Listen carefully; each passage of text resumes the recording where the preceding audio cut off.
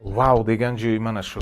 Shuni proyektini men sizlarga ko'rsatmoqchiman. Yo'qadi albatta 85 kvadrat bu prixojimiz. Mana bu ikkinchi tomon. Marhamat. Bitta ko'rsatgan Ozodjon. Parkovka, bolalar maydoni, masjid, bog'cha, o'qish joylari, hech narsadan kamchiligi yo'q. Kelasiz, maza qilib yashaysiz. Toshkentning proyektlari bilan bashma-bash o'ynasha oladigan sababi juda ham katta xarajat qilib qo'ydik. Mana bu yoqda ikkinchi xonasi. 85 kvadrat maydonni o'z ichiga oladi. Ana shunaqangi ko'rsatilgan jihoz, texnika hammasini qoldirib beraman. Ozodjon, bu yoqqa kel. O'n qaragin. Shundoqqina balkonga chiqib bitta kadr qilib bergin.